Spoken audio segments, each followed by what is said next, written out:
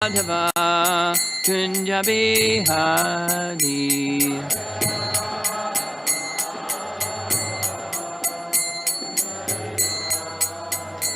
Gopijana Balabha Girivardhari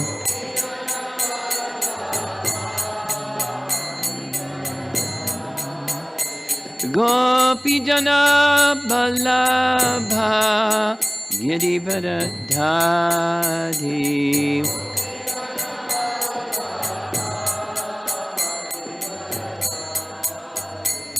Jasodanandana Brajajanaranjana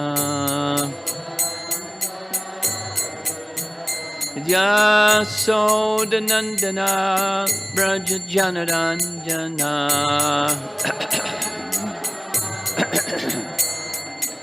Jamunatira Vanachadi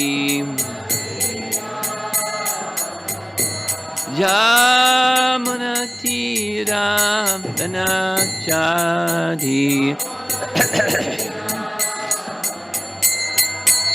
Jaya Radha Madhava Kunja Bihari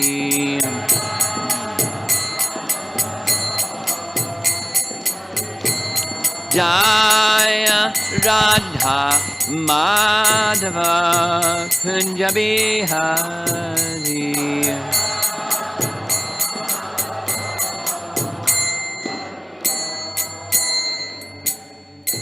Jaya Om Vishnupad Paramahamsa Parivedikacharya Astatara Satasi Srimad Divine Grace Sri Bhakti Vedanta Swami Srila Prabhupada Ki Ananta Koti Vaishnavarinda Ki Shri Shri Kishore Kishori Ki Gaur Premanandi.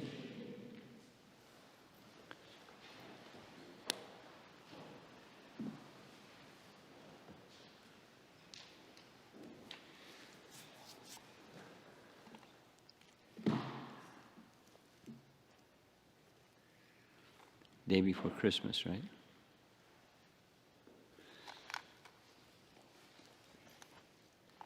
Do many people have to work on the day before Christmas, or that's, yes, many people, many people. You're going to go to work later, or you're playing hooky? I'm looking behind you. Huh? Okay. Okay. Well,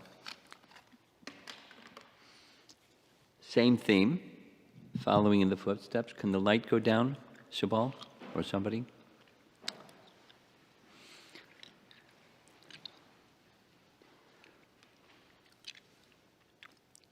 Our focus is these three things. We want to connect with Krishna. And prayer is a very standard way of connecting with Krishna. And there are prayers by our acharyas and others found within Srimad Bhagavatam that are intended to connect with Krishna, and they help us connect with Krishna, so we'll just follow in the footsteps of those great personalities with our intention of connecting with Krishna by that method. Yesterday morning, there was a session on acceptance. We made one of reference from the prayers of Lord Brahma to Krishna. It was Canto 10, Chapter 14, text number 8. We're going to see the verse again, but we're going to go further beyond those verses. In the first 8 verses,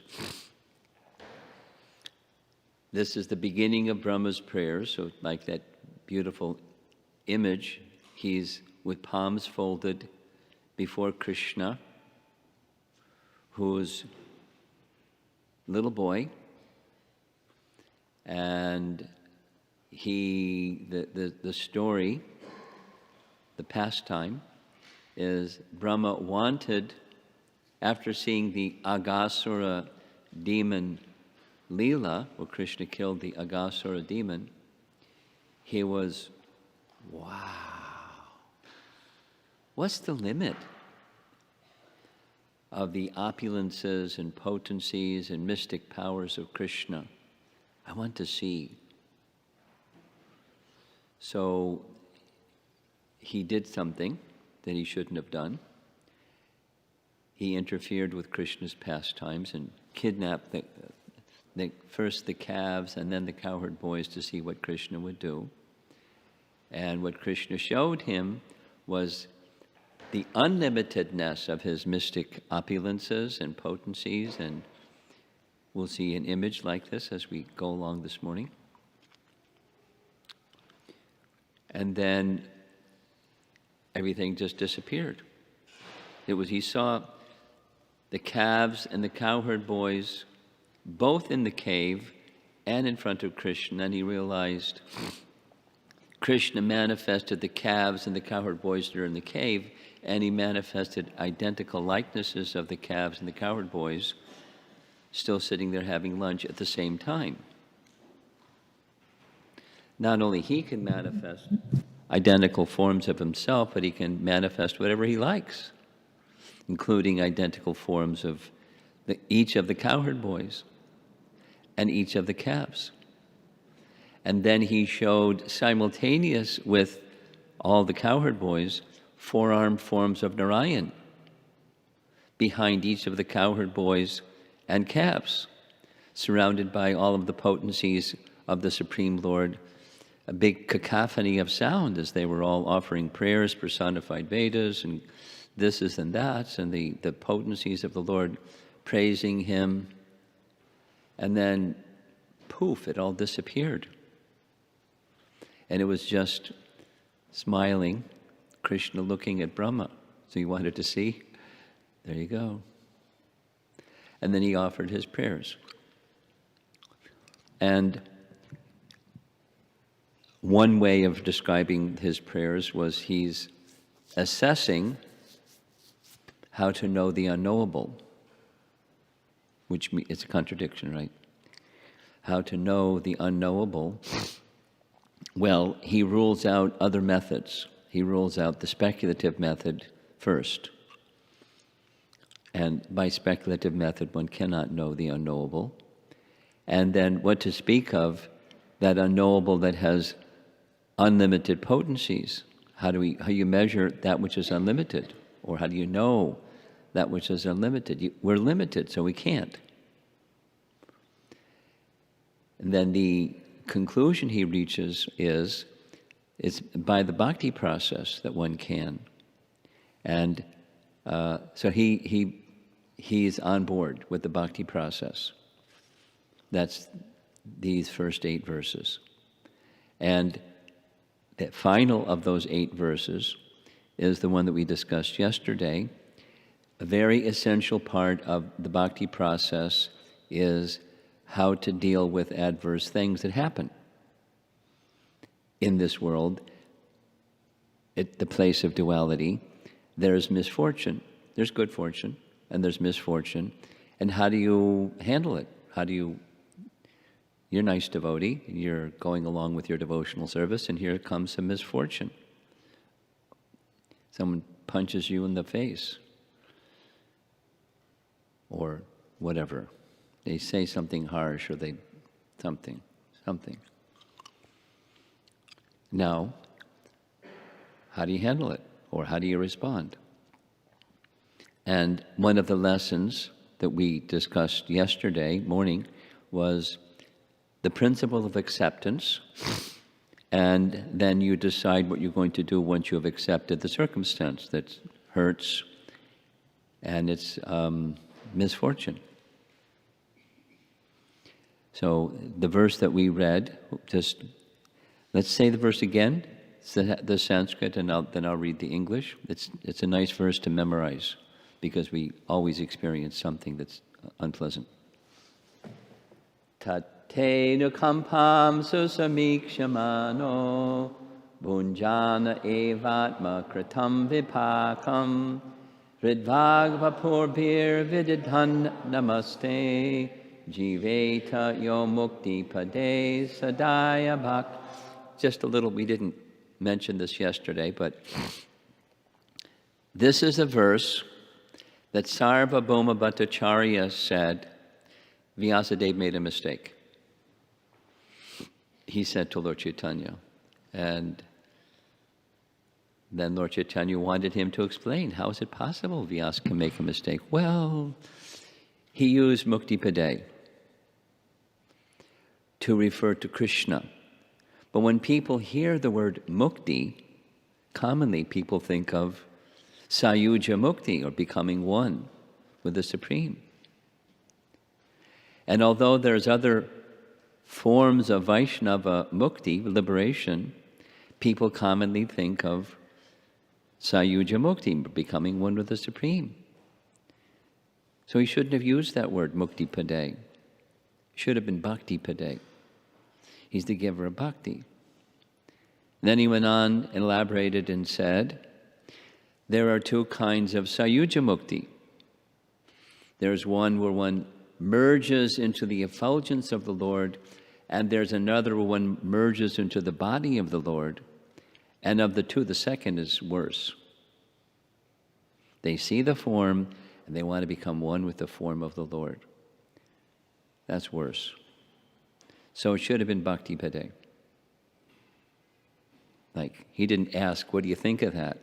He's just like declaring. So Lord Chaitanya was very soft. He could have been whatever, but he was very soft and said, Sarvabhauma, you're a great scholar. It is only Krishna, very important, it is only Krishna that can give mukti. Other great personalities, of all the devas, they can't give mukti. But Krishna can give mukti. So Mukti Pade is correct. It refers to Krishna. But just see, you, Sarvabhauma Bhattacharya, you were absorbed in this impersonal liberation idea, and now you can't even stand to hear the word mukti. You've been changed. You're a changed man. And it's hard to change old people, right? He said, it's because of your mercy.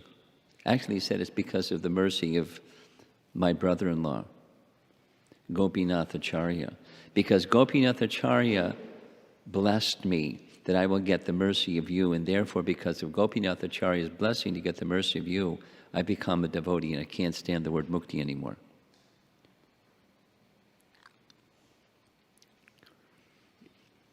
Just a little edification, or what's out there in the spiritual marketplace these days. It's abundant misconception. And one of them, I met somebody not so long ago, a man from Turkey who now is living in Vancouver, without the details. He has been on a quest to connect with the personality of Godhead. Or he didn't say the personality of Godhead, the highest truth. And he said his journey began when he was not well, and so he wanted some very soothing music. And so he got some of this modern soothing music, the electronic soothing music thing. And he was on his back listening to, and it turns out he didn't know what it was. It's just soothing music, but it was Gayatri Mantra. Someone soothing music and persons in a dreamy voice saying over and over again. So it went in, the Gayatri Mantra. He didn't know what it was, but then later he found out what it was. Then I gave this long story. It took about half an hour. But, he got to the point where he learned about Devi. So he became a Devi worshiper, and there was a particular feature of Devi that he kind of learned about. And then he found a guru online that was a worshiper of Devi, but he didn't speak English. He only spoke Hindi. And so he was having it was on and on and on and on. So he wanted to know, he never heard Bhagavad Gita, never heard Krishna, that Krishna is the source of everything, never heard it before. He came to visit a temple, long story. And where's this from? Can you explain? Because everything I found online, it doesn't say anything about this. That there's a supreme person, his name is Krishna, he's the source of everything. It's got all kinds of other stuff. And then we got on the topic of liberation. And so he said, well, what I've read online is those who are worshippers of Devi and those who are worshippers of Lord Shiva, they also promise liberation. And I said, basically, sorry, Charlie. Whatever that idea they have of liberation, whatever that idea is not beyond the creation. Devi and Lord Shiva can give that which is within the realm of creation. They're endowed to do that by the source of everything. They're not the source of everything.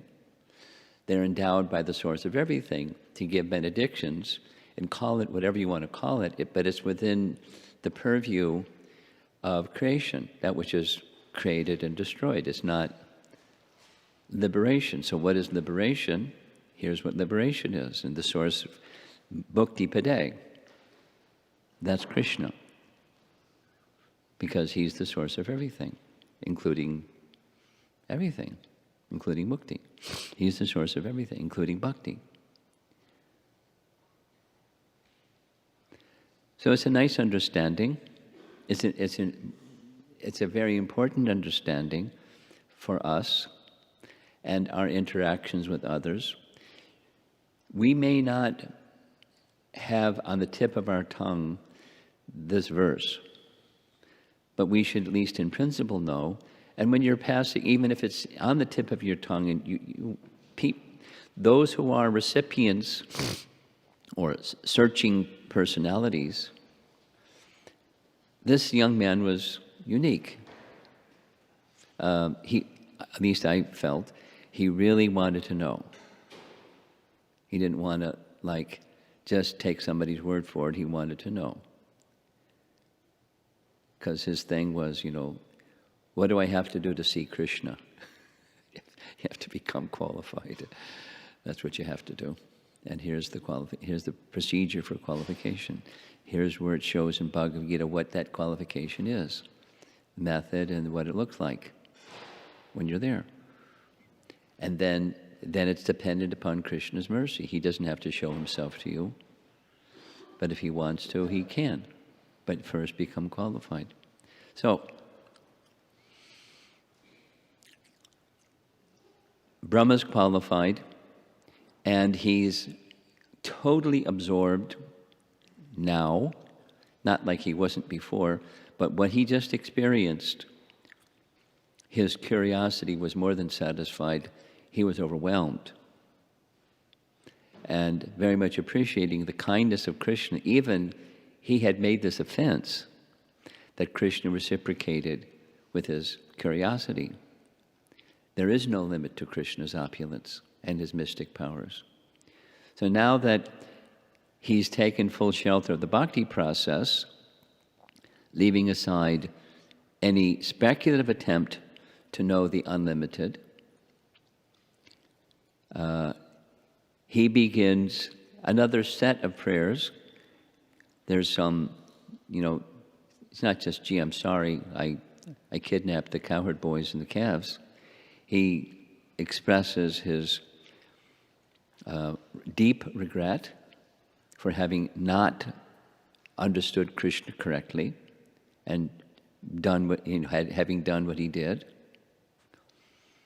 Now, how can we understand Brahma doing something like that? That's, a natural question. Wait a minute, he's the head of our sampradaya. So what about me? Well, this is one of those that Krishna says in Bhagavad Gita chapter 9, text 30. Even if one does something really bad, but they're consistently bhajate mam ananya bhakti, they're engaged in undivided devotional service, sadhureva. So that's how we should see Brahma. Sadhureva. It's a tsunami came in, and he became overwhelmed. Now he's not overwhelmed anymore. He's back in the saddle of being really clear about bhakti. And then he enters into this discussion that is also in Chaitanya Charitamrita, where he's going to say, you, little boy, are my father.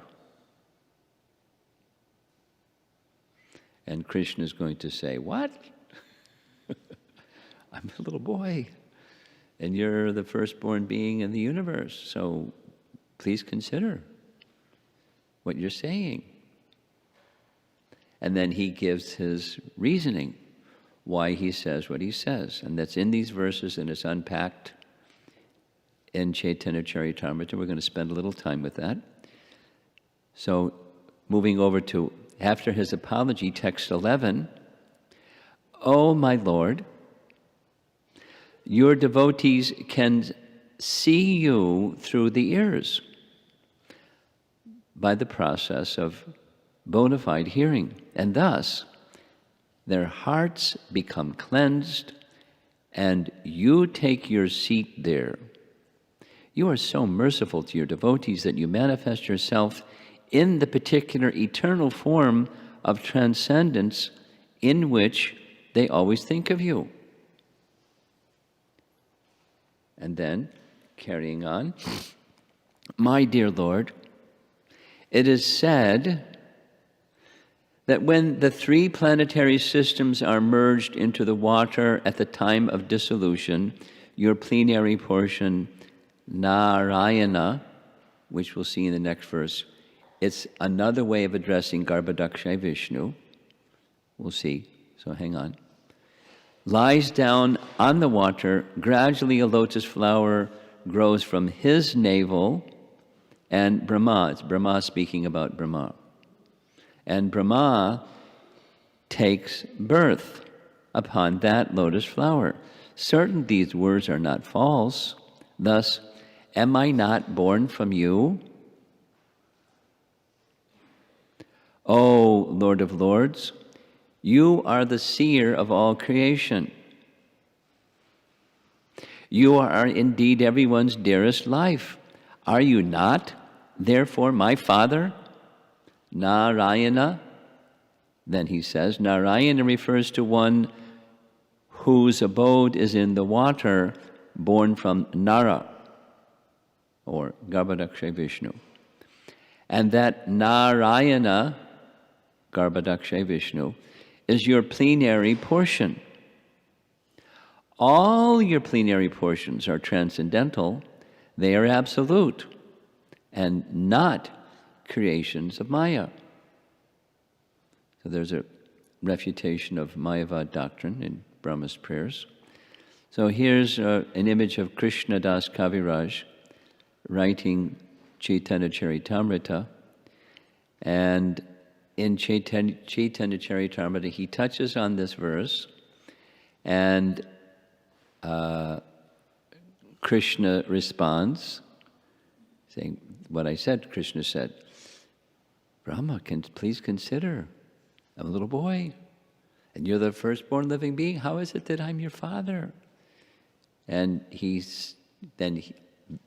Krishna Das Kaviraj unpacks the verse in the following way. "Yes, you are. You are my father. Let me prove it." So he goes to the empiric method.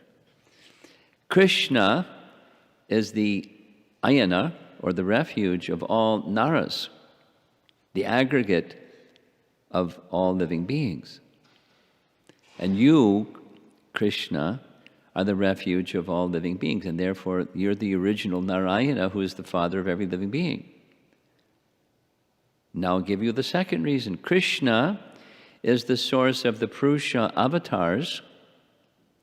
He protects and invests potencies in the Purushas, who in turn are the shelters of all living beings. So he's the shelter of those who are the shelters. So you're the original Narayan. You're my father. Now I'll give you the third explanation. Krishna oversees the wanderings, or ayana, of all living beings. Of course, that's in his Kshirodakshai Vishnu feature, but Krishna, we can say, Krishna oversees the wanderings of all living entities. So, you are my father. Interesting. That's in Brahma's prayers. So now, text 15. My dear Lord, if your transcendental body, which shelters the entire universe, is actually lying upon the water, then why were you not seen by me when I searched for you?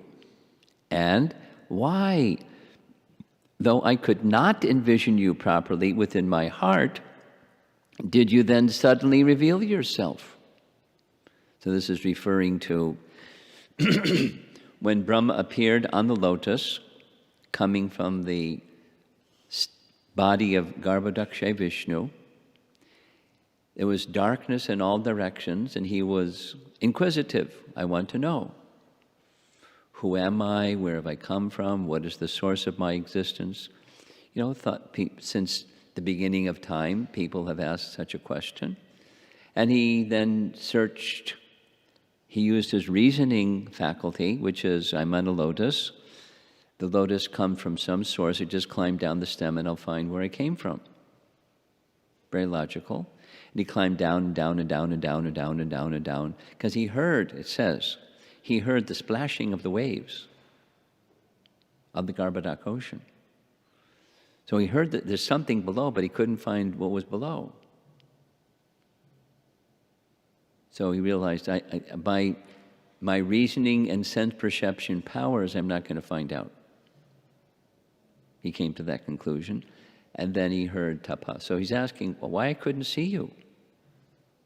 You're the source of my existence. Why I couldn't see you? And although I couldn't see you within my heart either, suddenly you appeared. So could you please explain? And now we're going to need the portable microphone. And this is a summary, dramatic reading with some nice soft music in the background of the next set of prayers, where Brahma is giving the answer to his own question.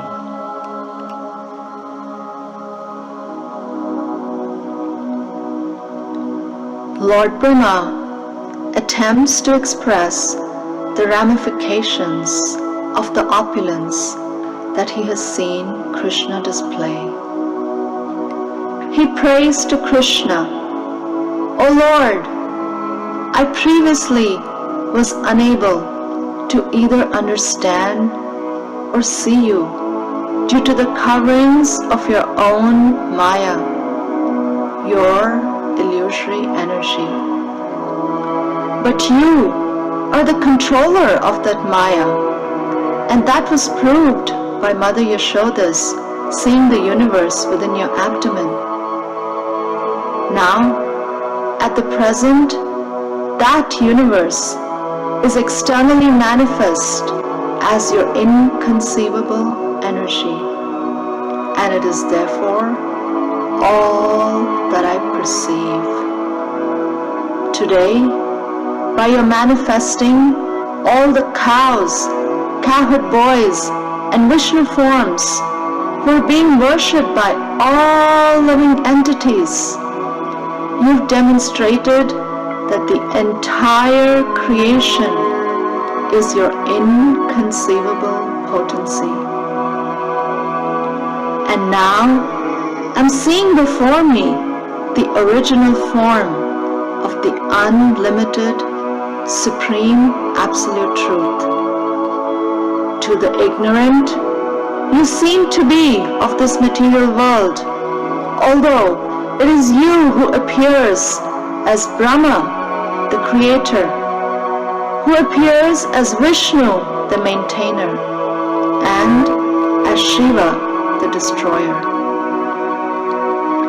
To demonstrate that you, the absolute truth, is an unlimited transcendental person, you descend within the universe as avatars, and you take birth among the demigods, sages, humans, animals, and the aquatics.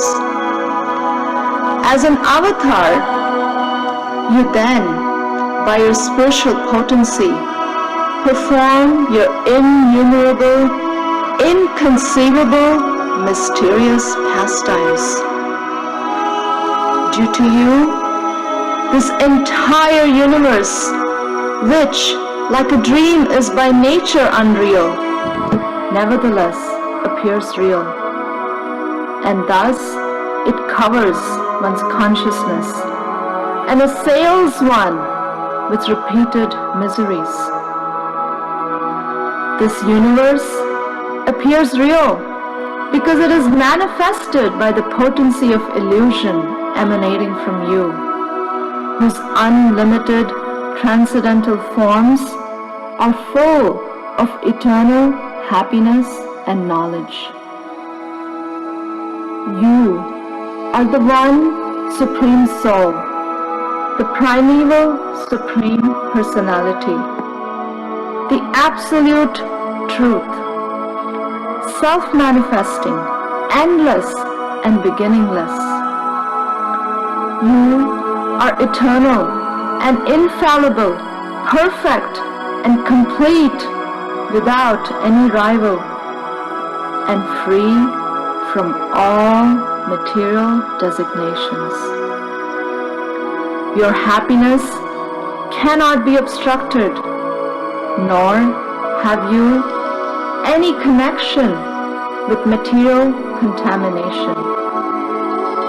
Indeed, you are the indestructible nectar of immortality. By the grace of his spiritual master, a jnani can mix bhakti with his jnana. He will then be able to see you as the soul of all souls. He will be able to see you as the super soul of his own self. This vision will allow him to cross the ocean of material existence. For one who has thus realized you, the illusory energy at once subsides, for he is free of the false vision of perceiving anything as separate from you. Seeing you with this vision of knowledge, and remaining in knowledge of you, devoid of the false perceptions that are the cause of the existence of the material world, his ignorance and illusion cease.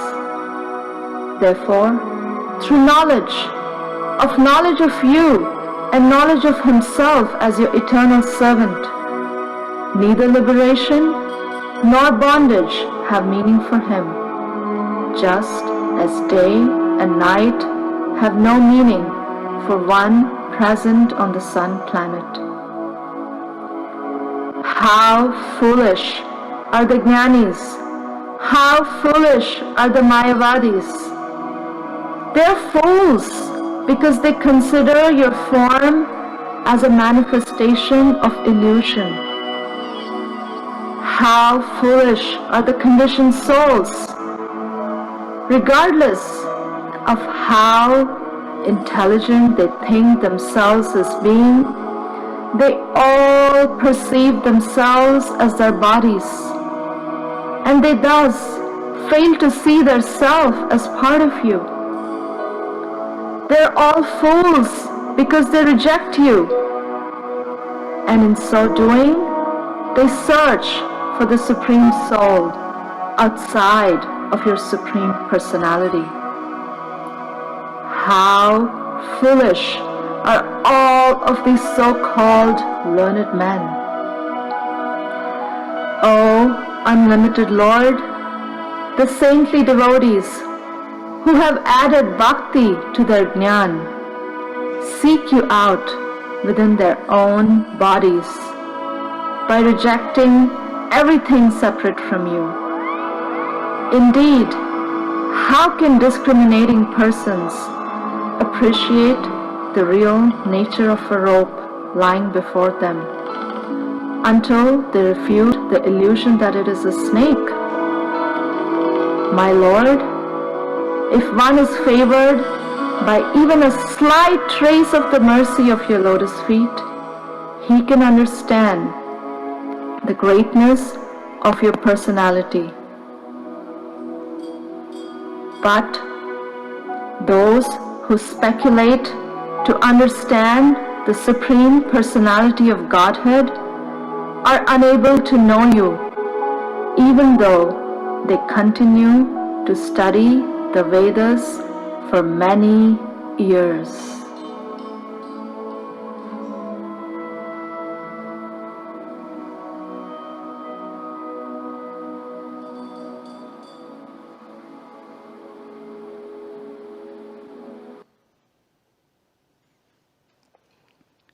Pretty powerful, huh?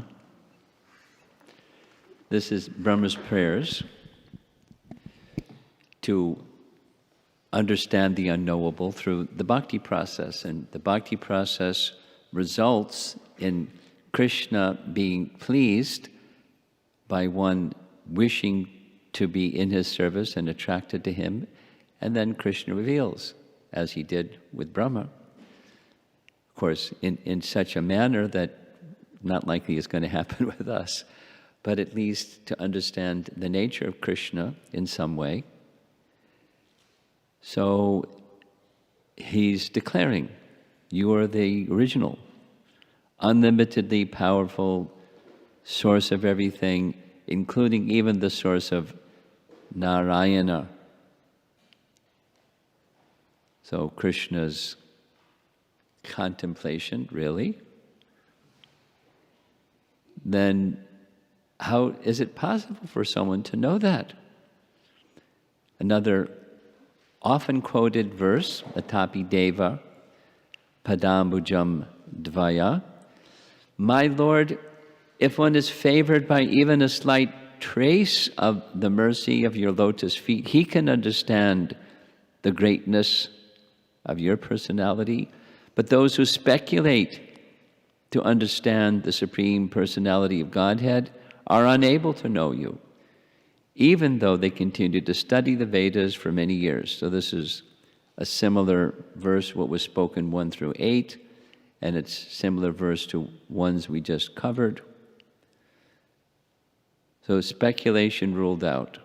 Like, Rupa Goswami's celebrated verse of defining bhakti. Anyabhilashtashanyam jnana karma dhanavratam. So now the prayers move on. Now that you have understood me, Brahma, what is it that you want? That's a natural question for Krishna. Of course, Krishna knows. So he's going to disclose. My dear Lord, I therefore pray to be so fortunate that in this life as Lord Brahma or in another life, wherever I take my birth, I may be counted as one of your devotees.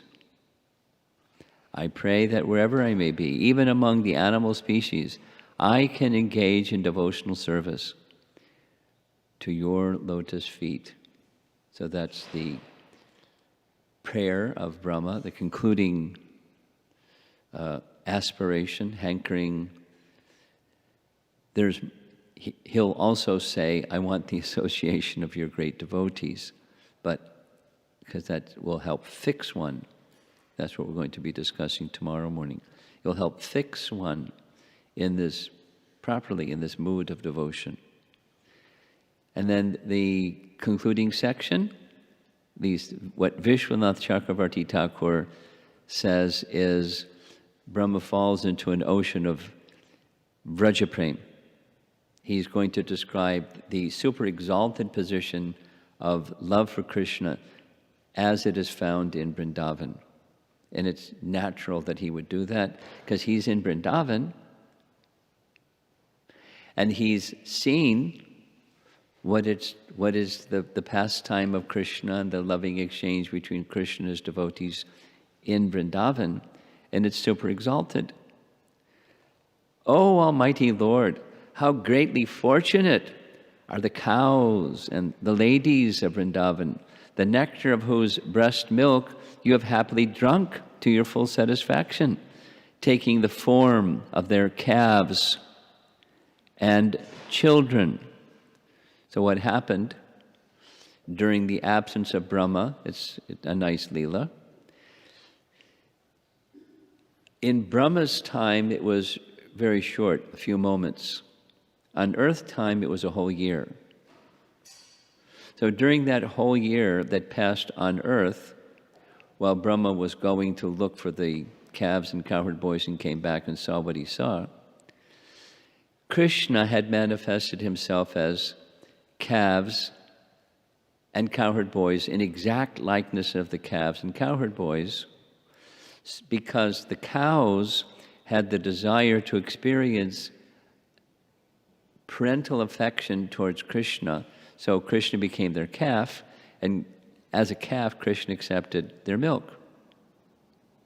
And the mothers, who had affection for their children, naturally, had greater affection for Krishna than their own children, which is not natural. So Krishna became their child. Now this was unknown to them, but they were bewildered because when their son came home after being with the Krishna and the calves during the day, calves means they're little boys, they're still little boys. They had affection for their son like they had for Krishna. They were like, wow, it's really nice.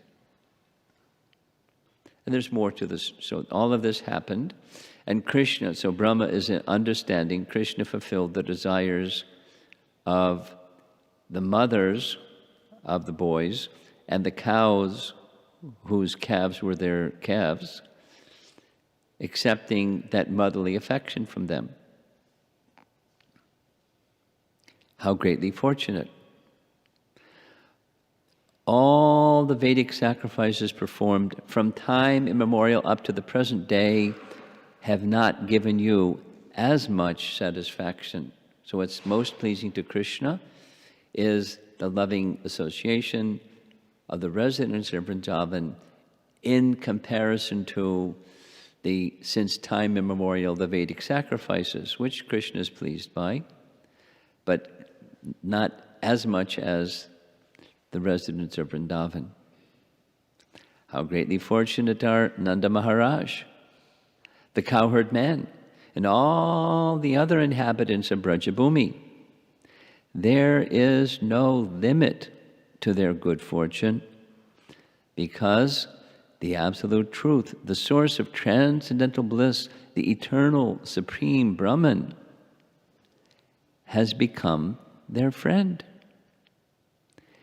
Yet, even though the extent of the good fortune of these residents of Vrindavan is inconceivable, we, 11 presiding deities of the various senses headed by Lord Shiva, are also most fortunate, because the senses of these devotees of Vrindavan are the cups through which we repeatedly drink the nectarian, intoxicating beverage of the honey of your lotus feet.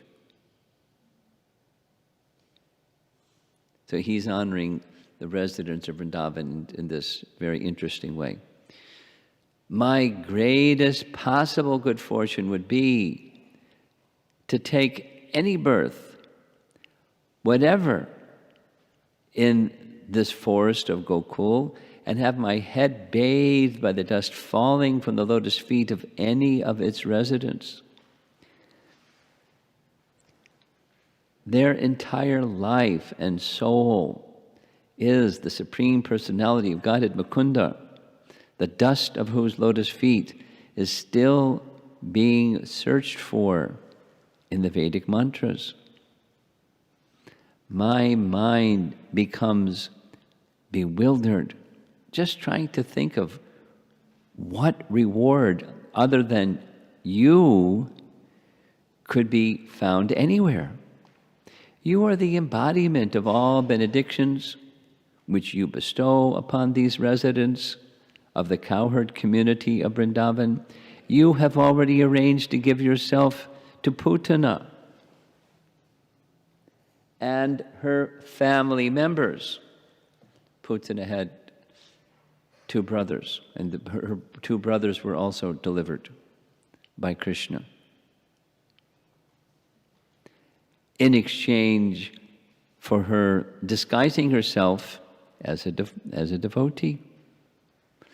So what is left for you to give these devotees of Vrindavan, whose homes, wealth, dear relations, bodies, children, and very lives and hearts are all dedicated only to you? That's a nice question. And Vishwanath summarizes it this way. They have given you everything, their homes, wealth, etc. Their very lives and hearts. How are you going to reciprocate with them now? You are such a generous giver. You have given yourself to Putana. How then will you reciprocate with these Brajabasis? And you know what his answer is? You cannot. And so he says instead, Krishna raised their level of love to the mood of pranaya, a relationship of profound affection. That's their reciprocation. So this is the end. We're hearing the prayers of Brahma to inspire our feelings of connection with Krishna, especially in his feature in Braja. No, we're in Chicago. Maybe we're from some other place, but we're in Chicago right now, and it's not Braja. But the love of the residents of Braja is so exalted just by hearing about it, as we're hearing about it from Lord Brahma. It inspires that eagerness for connecting with Krishna in that way. It's so wonderful. Now, how do we... I'll end with this. One of the lectures that I've been hearing in this little device is about that big, and it's all of Prabhupada's recorded lectures, and he's going through, in the first section, I mentioned this the other day, Bhagavad Gita from first chapter. So one of the classes is whether it's at 26-second Avenue, the sound in the background sounds like it's 26-second Avenue because you can hear the cars and the sirens and the beeping horns and all that. Sounds like 26-second Avenue. But the people in the audience are, she refers to specifically Dr. Mishra and other people. So at one point he says, for example, Mr. Cohen has recently gone to California, and I haven't been there, so I asked Mr. Cohen, when you get there, can you write to me and tell me what it's like? Because depending upon your description, I also may want to go there. Then he said, so similarly, we've been hearing about Chintamani. It's like, he's just using that phrase, it's the Govinda prayers. And by hearing about Chintamani and Goloka, we may want to go there, just by sound. So his point was, so similarly, that which is beyond our senses to experience, we have to first hear. And when we hear, we may have some enthusiasm. I want to go there. But if somebody says, it's a really nice place, heaven is a really nice place, you should want to go there, and ask them, what's it like? What do you do there? What's the travel advertisement?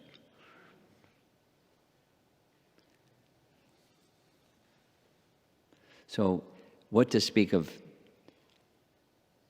Goloka Vrindavan and the love of the residents in Braja and that part of Goloka Vrindavan?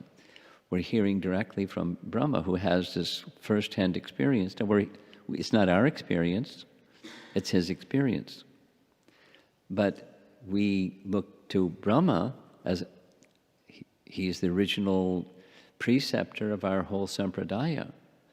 And by hearing from him, it's inspiring. The potency is there to wish to be connected with Krishna, especially even in that feature. And this is Srimad Bhagavatam. It's inspiring us, through Brahma's prayers, to connect with Krishna in his most intimate feature in Vrindavan. And that starts even from Canto 1, what to speak of Canto 10.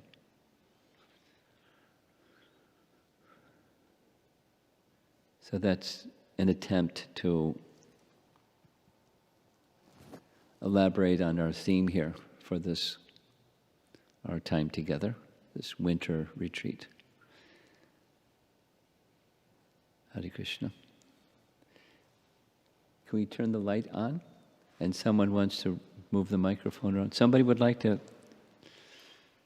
discuss some point or question. There's Subal.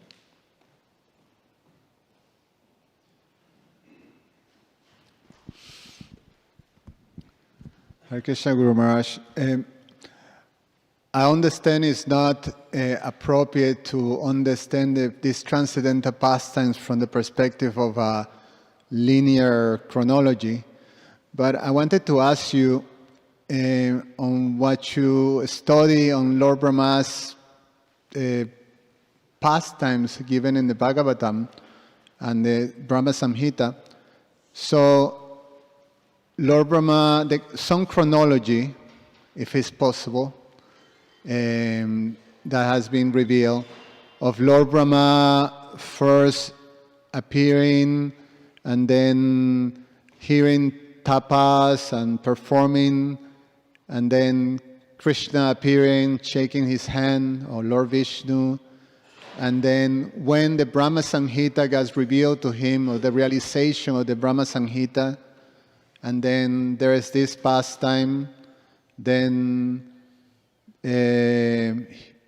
somehow when he becomes the four hills of Varshana, and also appearing in the Haridas Thakur. So I know it's a long thing, but maybe some among your studies, how this works out. You did a pretty good job. Thank you very much.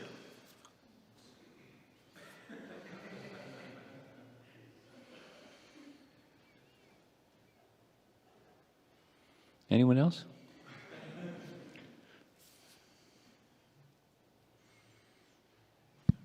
Sorry. No, go ahead. Marge, in the last section, when you mentioned Vishwanath Chakravarti Thakur's commentary on how Brahma was saying that how can you reciprocate with the Brajvasis, and then Vishwanath Chakravarti Thakur says he can't, and therefore Krishna promoted their love to this pranaya. So I was just wondering, is that feature of love something that's exclusive to the Brajvasis? Yes. Okay. Others cannot know it. It's a bestowal upon them. Now, there's a qualification for that to be bestowed upon them. And there's an eligibility for us to have that bestowed upon us.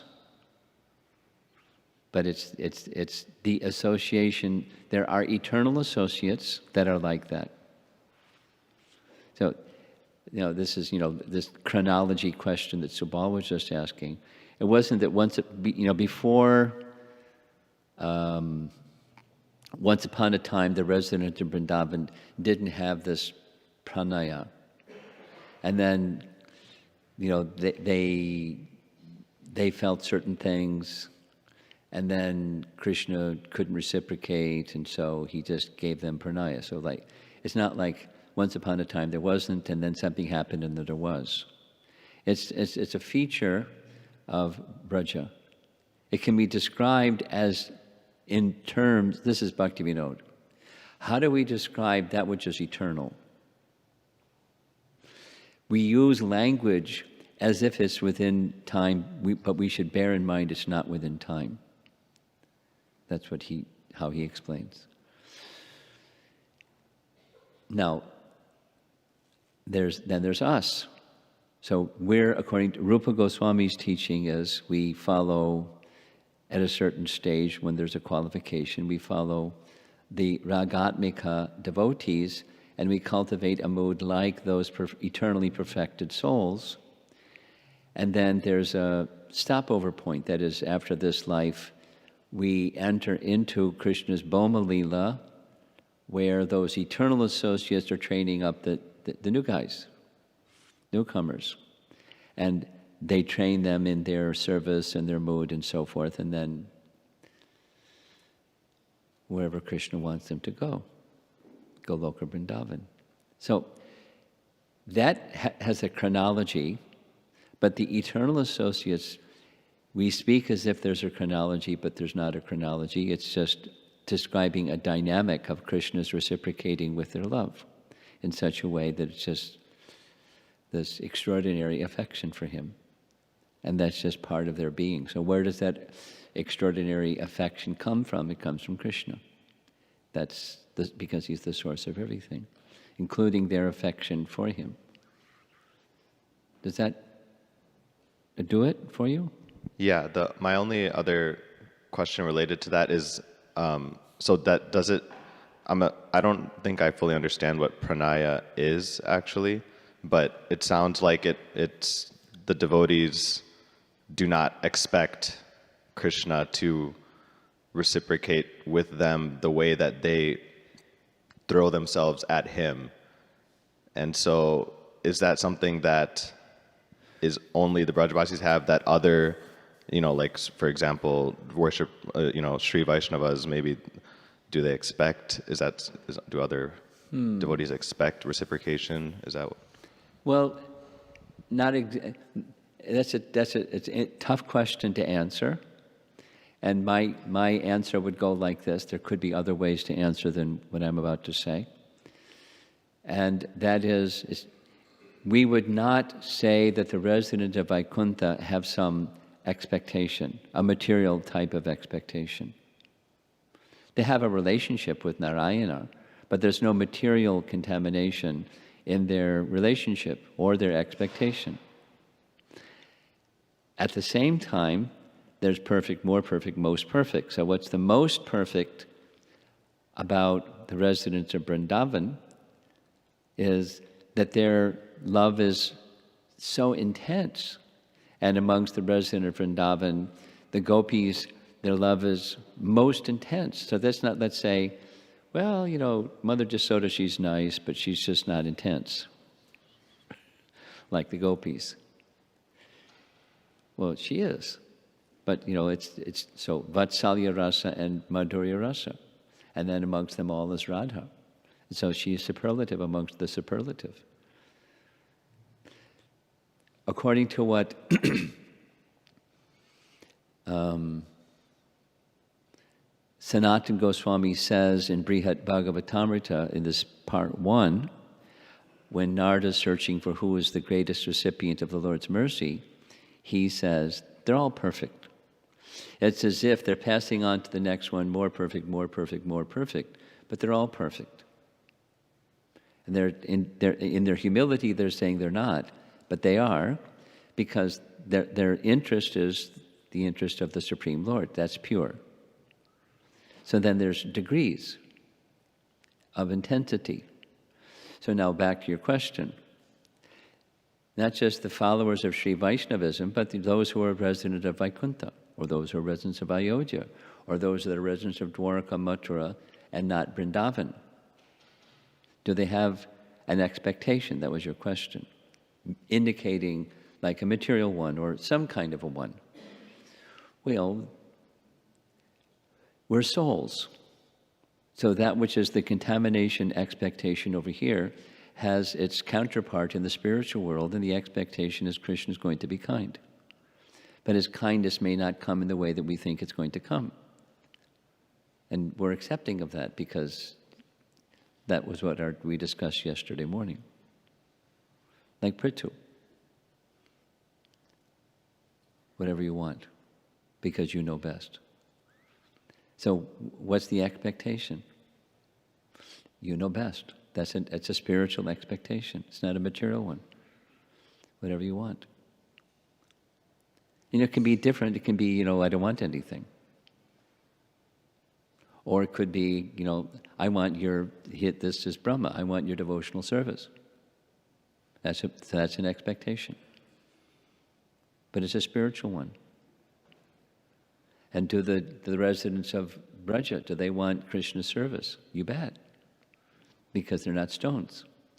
So it's an expectation, but the degree of selflessness is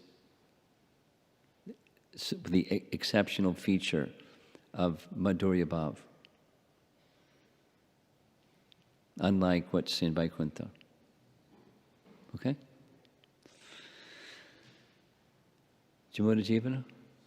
Thank you. Guru Maharaj, I have two questions. Just before the Chatush Shloki of the Bhagavatam, I was just reading this verse, and Lord Brahma prays, he says that I shall be engaged in the creation of different types of living entities, and I shall be occupied in your service. I shall have no perturbation, but I pray that all this may not give rise to pride, as if I were the Supreme. And then in his apology to Krishna in texts 9 and 10, he says, I thought myself, Tvad pratak isha manina, I thought myself separate from you. So, how to understand, and what can we learn from that, how Krishna reciprocated with him when he initially prayed for protection from thinking himself separate from Krishna. And then Krishna put him in a situation where he became bewildered and tried to challenge Krishna himself. Well, it wasn't challenge. It was curiosity. That's my understanding anyway. It wasn't like, who's bigger, me or you? He just wanted to see the extent, and that was his way of going about finding the extent. What would Krishna do?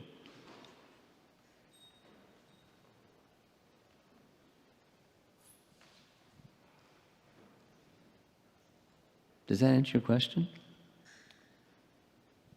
No. I guess my understanding through that pastime was that he actually lost sight of the fact that Krishna was the personality of Godhead. Well, Arjuna lost sight too. Yes. Now, how do we understand that?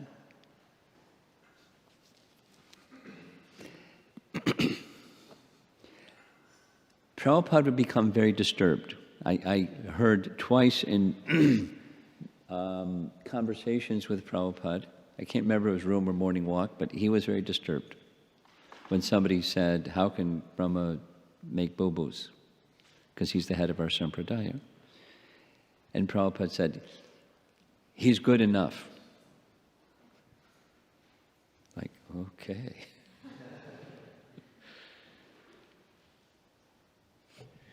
My question is more from Krishna's side.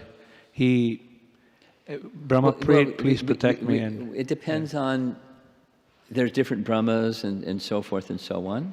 But in other words, Krishna could be demonstrating to us we should be wary. Krishna could have detected something and removed that something.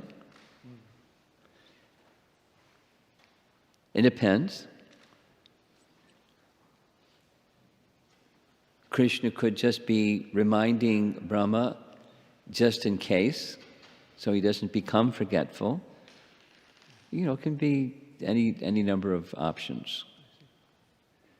And it doesn't have to be, at least my understanding is, this is reading Tamal Krishna Maharaj's unpublished manuscript of Brahma Samhita on Brahma's position. It's not like there's only one source where Brahma comes from. There's like 6 of them. And then the destination after Brahma's life is similarly all kinds of variegated.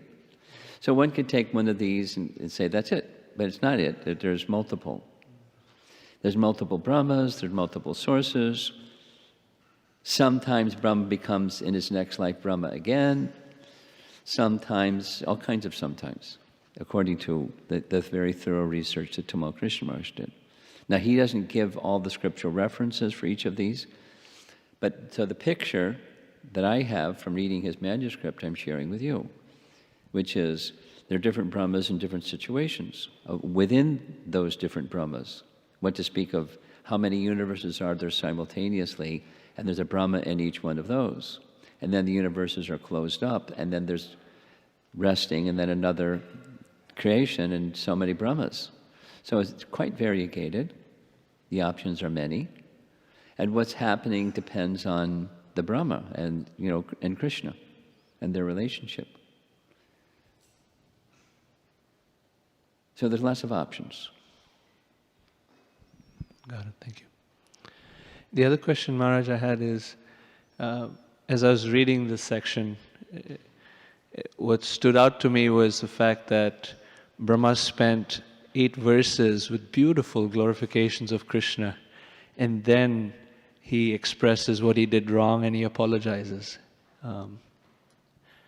So is there something to learn from that? Because putting our feeble self in that same situation. He apologized before, and then he apologized again. And, that sense of regret didn't depart. Okay, I took care of my regret, now I'm going to move on. It stayed with him. And that's, going back to the chronology question of Subal. At least according to Bhaktivinoda Thakur, Brahma continued to feel very regretful. And so he went to Mayapur and did penance to cleanse his heart, which was already cleansed, but to cleanse his heart from that mistake that he made. So,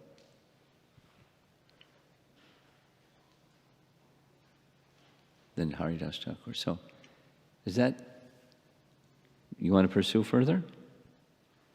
No, I think I do. Okay. Our guest here. Hare Krishna. So, it's probably a stupid question, but I just want to understand. A silly again. question. A silly question. Okay. But again, a question on the chronology.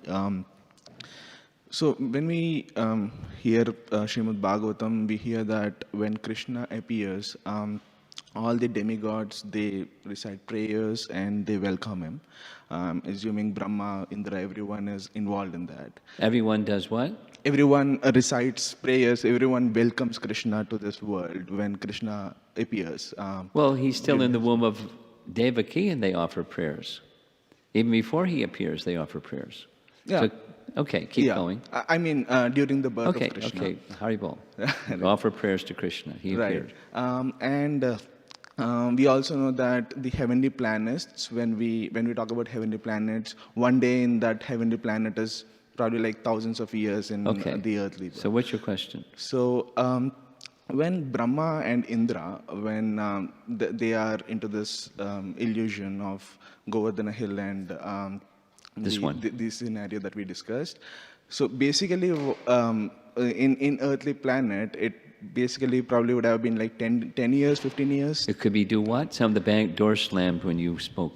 I'm just saying in earthly years, it's only like 10 years, 15 years, right, till this pastime happens, which basically means like it's nothing in the heavenly planets. So just want to understand, like when the Krishna comes to this world, the demigods know that it is Krishna because they welcomed him, they recited prayers. Now, in the when the This is a scenarios like college this- question. I'm labeling. A college question. Yeah, it's a college. It's That's a trivia exactly why I question, started. and time is quite flexible. The short answer. Take the microphone from him. For Krishna, time is very flexible. He can move time this way, he can move time that way. Time is very flexible. So for his pastimes, he can open and he can close time as he likes. So the demigods can move within Krishna's time or stay within their time or earthly time or whatever Krishna likes. It's quite flexible. There's no really problem. When one, the demigods or whoever, connect with Krishna, they're in Krishna's time, which is very flexible. It's Nitya Leela, it's a pastime. Then he has his Bhoma Leela that are going on continuously, and he opens up and then closes it. And they just, they're invited in, and they can have a pastime with Krishna, and then, they go back and they have their demigod time, wherever they came from. It's a reciprocation from Krishna according to his adjustment of time and place. A nice example of this is Narada's visit to Dwarka. You familiar? Narada goes to visit Dwarka. Krishna's in Dwarka, 16,000 palaces. He wants to visit Krishna. So he goes to Dwarka. And when he goes to Dwarka, he finds time is very flexible. Because he goes from one palace to the next palace to the next palace, and there's different times of the day in each palace. Not like the same time of the day in this palace. It's whatever Krishna wants. And Krishna's doing different things in different expansions with different queens, and in a very flexible manner. Time and space are quite flexible. When when the demigods are involved in Krishna's pastimes, or Narada, or Brahma, or Indra, or anybody, it's very flexible. It's just his pastime, and that's his internal potency that moves according to how he wants it to move. It's not a problem. So this limitation of our measuring sticks doesn't apply.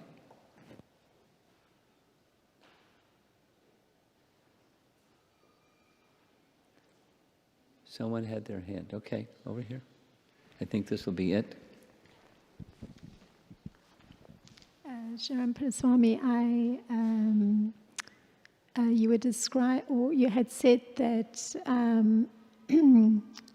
many persons are looking to Lord Shiva and Durga, Goddess Durga, as personalities that can allow for liberation. So, and you made the point that actually, and you gave the example of speaking to the young man, that it's only Krishna who can give liberation. So,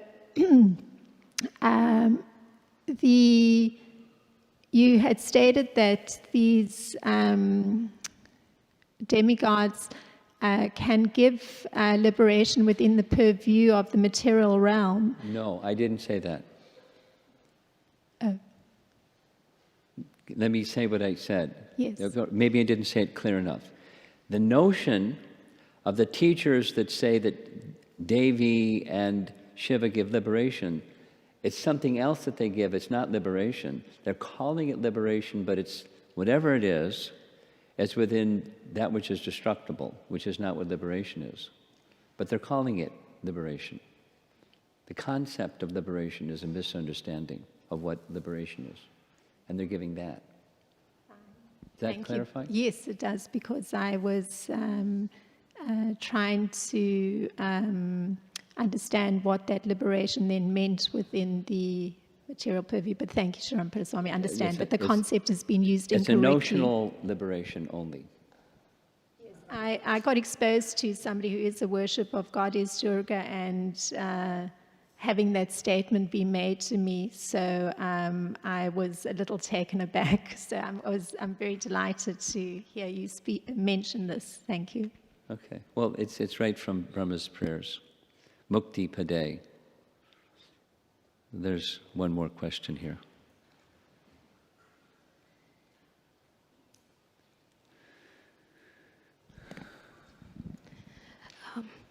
Maharaj, you were talking about the love of the gopis of Vrindavan, and you were sharing how can Krishna reciprocate to the love. You said that it's not possible to reciprocate, and then you shared about like how Krishna feels in reciprocation to the love. Can you share that part one more time? Sure. Now this is Vishwanath Chakravarti Thakur. It's not Prabhupada Swami. What do I know? Now, one of the things that Krishna says to the gopis is, I have no way to repay you. You're going to have to be satisfied with your own love. And my understanding of what Vishwanath Chakravarti Thakur says is that. Now, he reciprocates through the medium of his love. So it is a reciprocation. So to say, for Vishwanath to say, he cannot, because that's Brahma's question, is how are you going to reciprocate? And the answer is, he cannot. But then he reciprocates. That's a contradiction, right? He cannot and then he does. But that's Krishna. Does that answer your question? It's like the Stump the Swami question. Prabhupada was asked, Krishna is God. You have this idea, Krishna is God, and he has inconceivable potencies. So it's a contradiction question, a semantic question. Can God create something so heavy he cannot lift it? Because if you say he can create and then he cannot lift it, then it's something he cannot do. He can't lift it. Then if you say, no, he can't create something so heavy he cannot lift it, then there's something he cannot do. So it's a trick question, semantic question. And the answer Prabhupada gave immediately is, yes, he can create something so heavy he can't lift it, then lift it. Because he's full of inconceivable potencies. So he can do and then undo with no the Queen Kunti's prayers teach us that he is the resting place of all contradictions, because within him is everything. There's this and not this. Whatever exists or doesn't exist is within him. So he's the source of everything, and so he's the resting place, or the place where all contradictions are resolved within him. So he cannot, and then he does. Maharaj, you had used a specific word from the document. I think it said pranava or pranaya, something. This is specific. It's his commentary. It's not in the shloka. It's his commentary. Like, what does that word mean? What does the word mean? It's like the life air. Exceptional affection. You can look it up, but it can mean different things. But the usage is outstanding, exceptional affection. Braja Prem. But they already have Braja Prem, so how can he give them something they don't already have? It becomes superlative.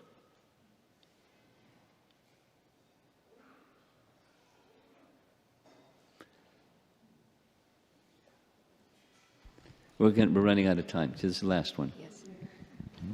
Maharaj, this is a question from yesterday morning's class. From yesterday's morning's class. Yes. The last slide was a commentary from Vishwanath Chakravarti Thakur, where it said that the devotees of the Lord are beyond karma and time. And whatever is awarded to them by Krishna is it is a consequence of their anarthas, not If you're going to give some specific reference to something from yesterday, I may have to pull it up and put it on the screen so we can respond properly. You want me to do that?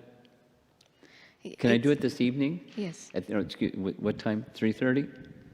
3:30? First thing, 3:30. Before we do anything else, we'll do that one. Is that Yes, okay? Maharaj. Because I want to be really clear what your question is and not, just not even hit the target.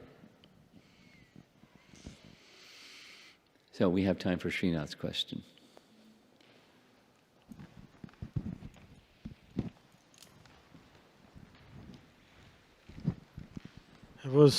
Guru Maharaj, this was a very powerful presentation that I, was part of it. My question is in the presentation you mentioned, after the prayers of Brahma, Krishna says, now you know me. So now that you know me, what is your desire for? And the most inspiring line immediately came was, I want to be, your devotee. So generally, we serve Krishna under the guidance of our spiritual master. We want to be the devotee of Krishna. And then there is Lord Brahma, who is at the top of this disciplic succession, saying the same thing. So is this empowerment come directly from there? So though we don't have that realization, but this determination, like one should be identified as devotee. It's a grave thing to have in us. The heading is following in footsteps. That's what we're doing. If we're not there, it's okay. We follow in the footsteps. We don't pretend that we're there. We just follow in the footsteps. See the problem?